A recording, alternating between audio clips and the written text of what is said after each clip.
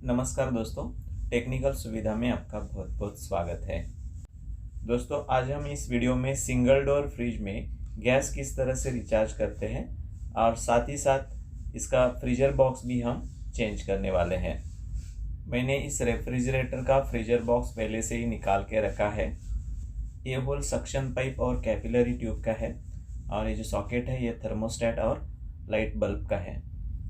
इस जगह पे फ्रीजर बॉक्स फिट होगा।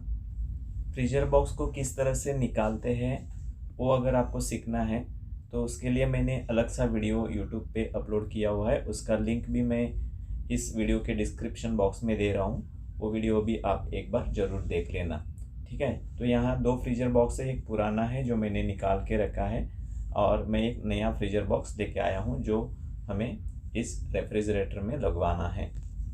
दोस्तों, अगर आप चैनल पे पहली बार हो और अभी तक आपने मेरा चैनल सब्सक्राइब नहीं किया है तो चैनल को सब्सक्राइब जरूर कीजिए और बेल आइकॉन को भी दबा के रखिए ताकि जब भी मैं नया वीडियो अपलोड करता हूँ उसका नोटिफिकेशन आपको तुरंत मिल जाएगा। ये जो नया फ्रीजर बॉक्स है इसका जो कैपिलरी ट्यूब और सक्शन ट्यूब है ये ऐसा वाउंड करके आता है, तो उसको पहले सीधा करके लेना है ताकि हमको ये पाइप इंसर्ट करने में कोई परेशानी ना हो, ठीक है। रेफ्रिजरेटर के अंदर कैपिलरी ट्यूब और सक्शन पाइप के लिए जो होल होता है उस होल का लोकेशन कहाँ पे है ये देख के उस तरह से इस पाइप को थोड़ा मोड़ के एडजस्ट करना है ताकि फ्रीजर बॉक्स को उसकी जगह पे लगाने में सुविधा होगी। तो सबसे पहले मैं इस पाइप को थोड़ा मोड़ के एडजस्ट कर लेता हूँ। इस रेफ्रिजरेटर का पुराना फ्रीजर बॉक्स जो है उसकी कैपिलरी ट्यूब पूरी तरह से चोकअप हो गई है। मैंने कोशिश की उसका चोकअप निकालने के लिए लेकिन वो बुरी तरह से चोकअप हो गई है, इसलिए मैं नया फ्रीजर बॉक्स यहाँ लगवा रहा हूँ। कुछ लोग इसे इवेपोरेटर कॉइल भी बोलते हैं या फिर आइस बॉक्स भी बोलते हैं। आपको जो बोलने में सुविधा होगी वो आप इसे बोल सकते हैं, ठीक है। इस तरह से इस होल में कैपिलरी ट्यूब और सक्शन पाइप को इंसर्ट करना है और धीरे धीरे उसको आगे की तरफ ढकेल लेना है। ये पूरी कैपिलरी ट्यूब और सक्शन पाइप नीचे पहुंच जाएगी, तब तक ये फ्रीजर बॉक्स जो है ये उसकी जगह तक पहुंच जाएगा। इस पाइप को इंसर्ट करते समय जल्दबाजी नहीं करनी चाहिए, धीरे धीरे से ये काम करना है, नहीं तो सक्शन पाइप के जो जॉइंट्स होते हैं उसमें लीकेजेस हो सकते हैं। इसलिए इस पाइप को इंसर्ट करते समय बिल्कुल भी जल्दबाजी नहीं करनी है। मैंने इस पाइप को पूरी तरह से इंसर्ट कर दिया है। अब क्या करना है, इसका जो थर्मोस्टेट और लाइट के बल्ब का जो कनेक्शन है उसके लिए यहाँ एक सॉकेट बना हुआ है, उस सॉकेट में इस सॉकेट को एडजस्ट करना है। उसके बाद फ्रीजर बॉक्स को ठीक तरह से उसके जगह पे लगा के उसके जो भी स्क्रूज हैं उसको हमें लगवाना है। तो चलिए मैं इस फ्रीजर बॉक्स को ठीक तरह से सेट करता हूँ।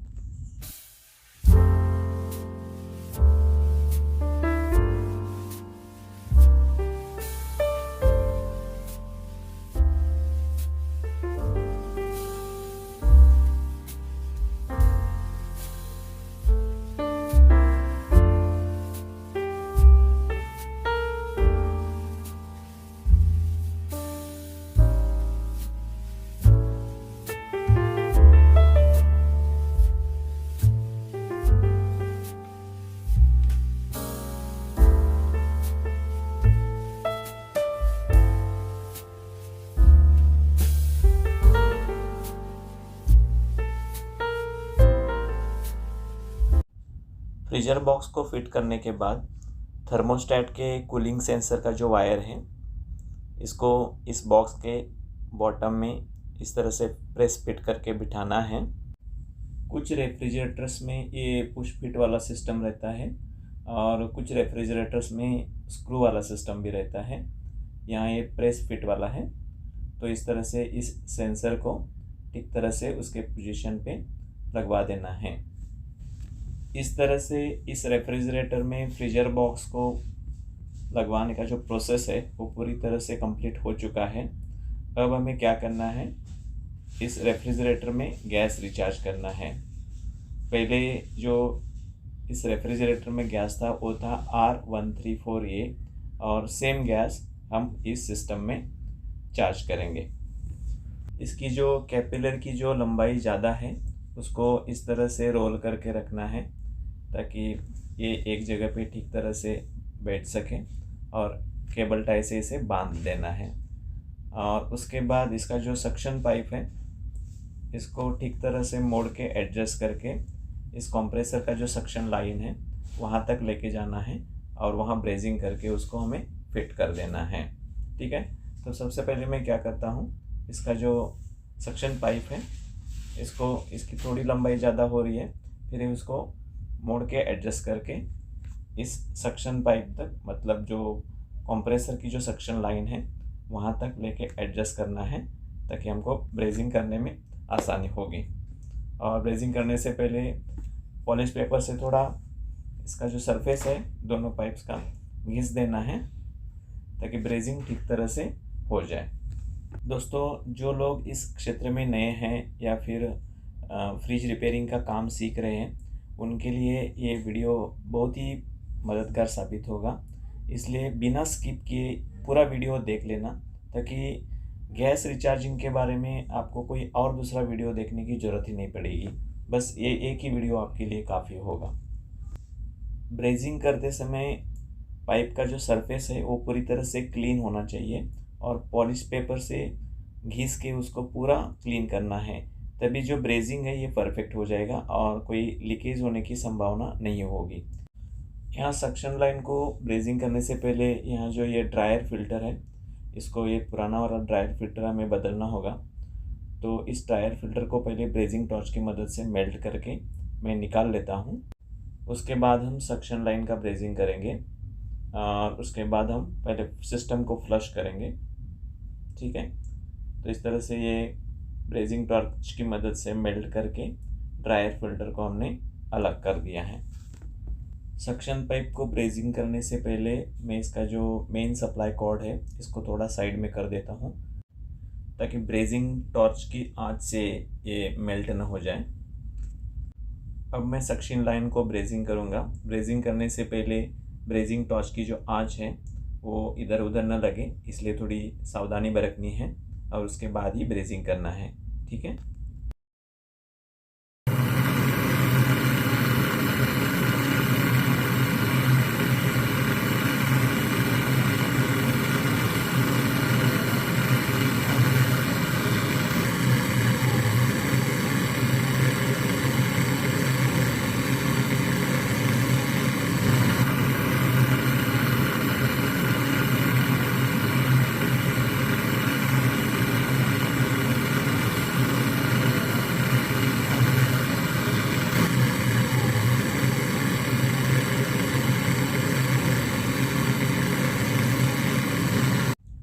ब्रेजिंग होने के बाद इसको जल्दबाजी से ठंडा करने की कोशिश नहीं करनी है, यानी कि उसके ऊपर पानी वगैरह छिड़कना नहीं है।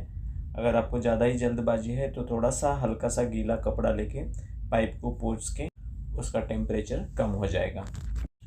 अब इसी कंप्रेसर की मदद से इस सिस्टम को फ्लश करना है, इसलिए इसके जो भी इलेक्ट्रिकल कनेक्शंस है, इसका जो OLP और जो रिले हैं उसके कनेक्शंस कर देने हैं ताकि ये कंप्रेसर को हम चालू कर सकें। किसी भी रेफ्रिजरेटर में जब आप गैस भरने जाते हो या गैस रिचार्ज करने जाते हो तो सबसे पहले इसका जो कंडेंसर है और जो भी फ्रीजर बॉक्स है उसको फ्लश करना बहुत ज़रूरी है। तो सबसे पहले मैं क्या करता हूँ, इसका जो कंडेंसर है उसको फ्लश कर लेता हूँ। इसका फ्रीजर बॉक्स तो नया है इसलिए इसको फ्लशिंग की ज़रूरत नहीं है, इसलिए सिर्फ हम क्या करेंगे, कंडेंसर को फ्लश करेंगे। ठीक है, तो कंडेंसर को किस तरह से फ्लश करते हैं वो एक बार आप देख लेना।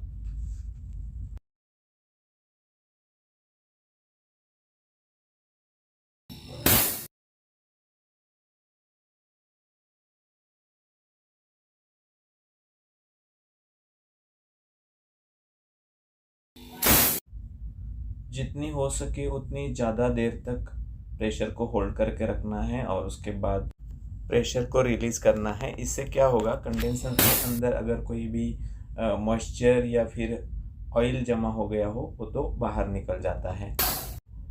अगर फ्लशिंग सही तरीके से नहीं होता है तो गैस रिचार्ज करने के बाद गैस चोकअप होने की संभावना ज़्यादा होती है, सिस्टम चोकअप हो सकती है। इसलिए कभी भी फ्लशिंग ठीक तरह से करना चाहिए। फ्लशिंग करते समय अगर ब्रेजिंग टॉर्च की मदद से अगर आप कंडेंसर को थोड़ा हीट करते हैं तो और भी अच्छा है, क्योंकि कंडेंसर के अंदर अगर थोड़ी बहुत नमी होती है वो नमी भी ये गर्म करने के बाद चली जाती है, तो जो आपका फ्लशिंग है वो पूरी तरह से परफेक्ट हो जाता है। इसलिए थोड़ा सा कंडेंसर को ब्रेजिंग टॉर्च की मदद से गर्म कर देना है।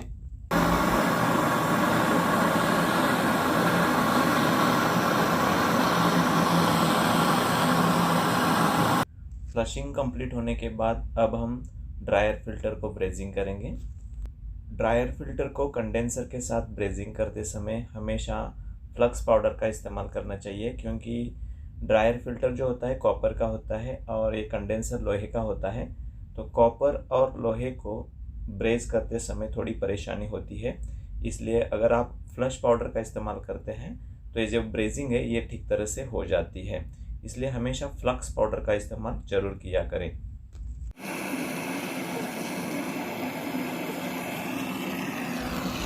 ब्रेजिंग करने के बाद पीछे की साइड से अगर ब्रेजिंग ठीक तरह से हो गई है कि नहीं देखने के लिए आप मिरर का भी इस्तेमाल कर सकते हो।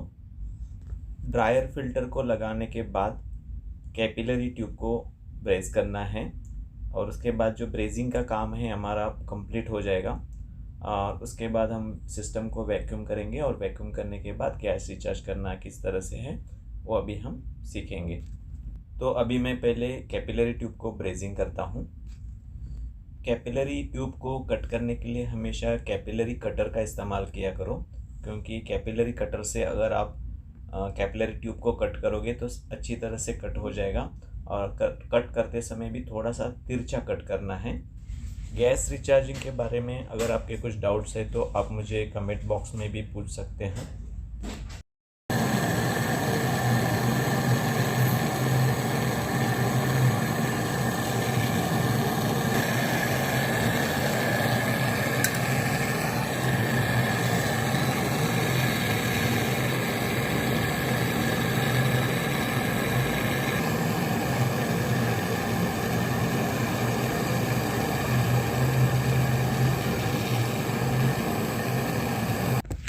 अब ब्रेजिंग का काम तो पूरा हो चुका है। अब हमें क्या करना है, सिस्टम में थोड़ा सा प्रेशर भर देना है ताकि जो भी हमने ब्रेजिंग किया है वहाँ जॉइंट पे कहीं लीकेज तो नहीं है ना, वो पहले चेक कर लेना है। इसके लिए पहले सिस्टम में हम थोड़ा सा एयर प्रेशर भरेंगे 100 psi तक। उसके लिए हम दूसरे कंप्रेसर की मदद ले लेंगे और दूसरे कंप्रेसर की मदद से इसमें एयर प्रेशर देंगे और देखेंगे कि इसमें कहीं लीकेज तो नहीं है। ठीक है, सिस्टम में प्रेशर भरने के लिए अगर आप नॉर्मल एयर की जगह नाइट्रोजन गैस का, ड्राई नाइट्रोजन गैस का इस्तेमाल करते हो तो और भी अच्छा है, लेकिन फ़िलहाल मेरे पास ड्राई नाइट्रोजन अवेलेबल नहीं है, तो मैं एक दूसरे कंप्रेसर की मदद से जो नॉर्मल एयर है वही एयर इसमें प्रेशर के लिए भर रहा हूँ सिस्टम में। इसमें मैं 100 psi तक का प्रेशर दे दूँगा और कुछ समय के लिए देखूँगा कि इसमें कोई लीकेज है या नहीं है। लीकेज कैसे चेक करते हैं वो भी मैं आपको अभी दिखाता हूँ। ठीक है, तो पहले मैं इसमें प्रेशर भर लेता हूँ। दूसरा जो कंप्रेसर है उसको ऑन कर दिया है। अभी देखिए यहाँ डायल जो है थोड़ी थोड़ी ऊपर जा रही है। ये डायल जब तक 100 तक पहुँच जाएगी तब हम इसको बंद कर देंगे और इसमें लीकेज चेक करेंगे। ठीक है, यहाँ देखिए ये 100 क्रॉस कर गया है। अभी मैं कंप्रेसर को ऑफ कर देता हूँ और इसका जो कॉक है डायल का वो भी बंद कर देता हूँ और उसके बाद कुछ देर तक रुकना है और देखना है कि ये जो डायल की सुई है वो जो पहले थी वही की वही है या फिर डाउन हो रही है। ठीक है, अगर जो सुई है वो जगह से हिल के डाउन हो रही है तो समझना है कि इसमें कोई तो लीकेज है। अगर सुई जगह पे ही स्थित है तो समझना है कि इसमें कोई लीकेज है नहीं है। लीकेज चेक करने का और एक भी तरीका है, इस तरह से थोड़ा साबुन का झोल बना लेना है और जो इस तरह से जितने भी जॉइंट्स ब्रेजिंग के हैं उनके ऊपर ये साबुन लगवा देना है। अगर इसमें कोई लीकेज है तो जो हवा के जो बुलबुले हैं वो ऊपर आते हुए आपको दिखाई देंगे। यहाँ जहाँ जहाँ हमने ब्रेजिंग किया है वो सभी जगह ये साबुन का झोल लगा दिया है। तो मेरे ख्याल से यहाँ से कुछ भी लीकेज मुझे नज़र नहीं आ रहा है। 5-10 मिनट के लिए मैंने ऐसा साबुन का झोल लगा के छोड़ा था, लेकिन कुछ भी यहाँ लीकेज नहीं दिख रहा है। सामने से तो कोई लीकेज दिखाई नहीं दे रहा है। अगर आपको पाइप के पीछे से भी देखना है लीकेज है कि नहीं, तो आप मिरर का इस्तेमाल कर सकते हो। मिरर में आपको साफ दिखाई देगा पीछे की साइड। तो उसमें भी मैंने सब जॉइंट चेक किए हैं, यहाँ कोई भी लीकेज नहीं है। इस तरह से हमारा जो ब्रेजिंग का काम है वो यहाँ परफेक्ट हो चुका है। मैं आपको और एक बार ये जो सुई है वो दिखाता हूँ। ये सुई जहाँ थी पहले वही की वही है, हिली भी नहीं है। इसका मतलब लीकेज 100% नहीं है। ठीक है, तो अब हम क्या करेंगे, सिस्टम को जो है वैक्यूम करेंगे। वैक्यूम करने के लिए क्या करना है, ये जो हमने प्रेशर इसमें भरा था सिस्टम में, उस प्रेशर को छोड़ देना है, यानी कि रिलीज़ कर देना है। सिस्टम को वैक्यूम करने के लिए आपके पास डबल स्टेज वैक्यूम पंप होना ज़रूरी है।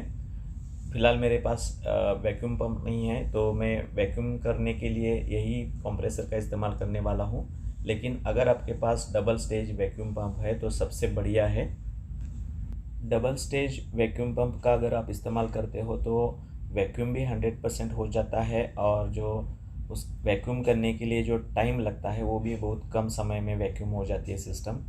अगर कंप्रेसर का इस्तेमाल कर रहे हो वैक्यूम करने के लिए तो थोड़ा ज़्यादा समय लगेगा आपको पूरी तरह से सिस्टम को वैक्यूम करने के लिए। तो फ़िलहाल मैं 1 घंटे के लिए यहाँ वैक्यूम पे लगाने वाला हूँ कंप्रेसर को। अगर डबल स्टेज वैक्यूम पंप होता तो ये 15-20 मिनट में ही पूरी तरह से वैक्यूम हो जाता, लेकिन मेरे पास वैक्यूम पंप नहीं है, इसलिए मैं कंप्रेसर का इस्तेमाल कर रहा हूँ और 1 घंटे के लिए मैं वैक्यूम करूँगा, तभी ये पूरी तरह से वैक्यूम हो जाएगा। ठीक है, जैसे ही हम सिस्टम को वैक्यूम करना स्टार्ट करते हैं तो ये जो सुई है डायल की, ये माइनस में चली जाती है। ये -30 तक चली जानी चाहिए। तो ये धीरे धीरे धीरे करके -30 तक चली जाती है। तो फ़िलहाल मैंने इसको वैक्यूम पे लगा दिया है, और इसका जो डिस्चार्ज है, यानी कि वैक्यूम सिस्टम से जो हवा बाहर निकलती है वहाँ भी एक पाइप लगा दी है, कनेक्शन पाइप, ताकि हमें पता चले कि ये जो बाहर फेंकने वाली हवा है सिस्टम से वो पूरी तरह से बंद हो गई है कि नहीं, वो भी हम पता कर सकते हैं। ठीक है, और जब हम सिस्टम को वैक्यूम पे लगाते हैं तो और एक बार इस कंडेंसर को थोड़ा सा हीट कर सकते हैं, क्योंकि इसमें जो नमी बनी रहती है वो नमी भी इसकी भाप बन के ये वैक्यूम से बाहर निकल जाएगी। ठीक है, इस तरह से कंडेंसर को भी थोड़ा गर्म कर देना है, और जो फ्रीजर बॉक्स है उसको भी थोड़ा गर्म कर देना। लेकिन फ्रीजर बॉक्स को गर्म करने के लिए आप ब्रेजिंग टॉर्च का इस्तेमाल नहीं कर सकते हैं। उसके लिए आपको क्या करना है, एक 100 वाट का बल्ब लेना है, जो सादा वाला बल्ब आता है, और वो बल्ब अंदर लगा के छोड़ देना है, तो अपने आप थोड़ा अंदर से गर्म हो जाएगा। मैं आपको बताता हूँ किस तरह से अंदर बल्ब रखना है। ये देखिए, ये 100 वाट का बल्ब है, आप 60 वाट का भी ले सकते हैं।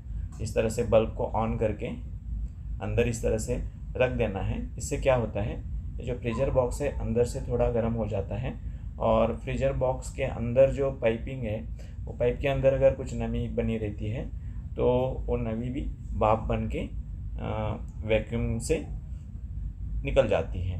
तो इस तरह से 100% जो है आपकी सिस्टम वैक्यूम हो जाती है। रेफ्रिजरेटर में गैस चार्जिंग करते समय आपके 3 काम परफेक्ट होने चाहिए। सबसे पहले जो है फ्लशिंग परफेक्ट होना है, फ्लशिंग परफेक्ट होने के बाद ब्रेजिंग परफेक्ट होना है, और ब्रेजिंग परफेक्ट होने के बाद वैक्यूम का जो प्रोसेस है वो 100% होना है। ये 3 चीज़ें अगर सही तरीके से आप कर लेते हो तो आपका जो है सिस्टम परफेक्ट काम करने लगेगा। फ्रिज में गैस भरना तो मुश्किल नहीं है, वो तो सबसे आसान काम है, लेकिन मैंने ये जो 3 बातें आपको बताई, फ्लशिंग, ब्रेजिंग और वैक्यूम, ये तीनों चीज़ें अगर आपकी परफेक्ट हो जाती हैं तो सिस्टम परफेक्ट काम करने लगता है। ठीक है, तो मैंने सिस्टम को पूरी तरह से वैक्यूम कर लिया है। अब हम इसमें गैस चार्ज करेंगे। ठीक है, इस सिस्टम में पहले R134A गैस था, अभी मैं R134A वही गैस भरने वाला हूँ। ठीक है, तो गैस भरने का भी एक तरीका होता है। गैस किस तरह से रिचार्ज करना है वो भी ठीक तरह से समझ लो। थोड़े लोग क्या करते हैं, ये जो गैस का कैन है ये सीधा रखते हैं और सीधा रख के गैस चार्ज करते हैं। तो उसमें क्या होता है, जो ऊपर की जो खाली एयर होती है, ऊपर की जो ड्राई गैस होती है वही चार्ज हो जाती है। एक्चुअली सिस्टम में लिक्विड गैस जो होती है वो फिल करनी है। इसलिए क्या करना है, जो गैस का कैन है उसको हमेशा उल्टा पकड़ के ही गैस को चार्ज करना है, तभी जो लिक्विड गैस है ये अंदर चली जाएगी। ठीक है, अब यहाँ और एक ज़रूरी बात ध्यान रखना, ये जो ब्लैक वाली पाइप है इसमें अब वैक्यूम नहीं है क्योंकि हमने ये बाद में जोड़ी है, और जो येलो वाली है ये इसमें वैक्यूम तो है लेकिन ब्लैक वाली में वैक्यूम नहीं है। इसलिए क्या करने का, प्रेशर गैस का जो कॉक है उसको बंद रखना है और कैन से गैस छोड़ देनी है ब्लैक पाइप में। तो ब्लैक पाइप में तो गैस आ चुकी है, तो इसको थोड़ा सा लूज़ करके ब्लैक वाली पाइप से थोड़ी सी गैस रिलीज़ कर देनी है, ताकि जो भी वातावरण की गैस उस पाइप में थी वो चली जाएगी। तो अपने आप ये वैक्यूम सिस्टम जैसा हो जाएगा और जो खाली प्योर गैस है वही ब्लैक पाइप में रह जाएगी। और उसके बाद ये जो प्रेशर गेज है इसका कॉक ऑन कर देना है। ठीक है, मैंने थोड़ा थोड़ा करके इसमें गैस कॉक को ऑन करके थोड़ी सी गैस छोड़ी है। इसका जो वैक्यूम था सिस्टम का वो टूट गया है और थोड़ी सी गैस छोड़ के कंप्रेसर को हम ऑन करेंगे। जैसे ही कंप्रेसर को हम ऑन करेंगे वो जो सुई वापस पीछे की तरफ आने लगेगी। ठीक है, तो इसका जो बैक प्रेशर है R134A गैस का वो 12 PSI से लेके 15 PSI के तक होना चाहिए। तो उसके हिसाब से हमें गैस छोड़ देनी है। ये तो हुआ प्रेशर के हिसाब से, लेकिन आप वज़न के हिसाब से भी इसमें गैस छोड़ सकते हो। हर एक रेफ्रिजरेटर के ऊपर लिखा होता है कि इस रेफ्रिजरेटर में कितना ग्राम जो रेफ्रिजरेंट है वो चार्ज करनी है, तो आप वज़न करके भी गैस इसमें डाल सकते हो। ठीक है, तो फिलहाल देखो यहाँ जो सुई है ये 12-13 के आसपास, 14 के आसपास है, आ रही है और थोड़ी थोड़ी करके नीचे जा रही है। मतलब अभी देखिए 5 PSI तक आ गई है और अभी 0 तक आ गई है। इसका मतलब इसमें और गैस चार्ज करनी है, इसमें गैस की जो क्वांटिटी है और चार्ज करनी चाहिए। ठीक है, जैसे ही हम क्वांटिटी इसमें और ऐड करेंगे तो ये जो प्रेशर है बैक प्रेशर ये थोड़ा और बढ़ जाएगा। जैसे ये 12 से 15 के बीच में आएगा तब हम गैस भरना बंद कर देंगे।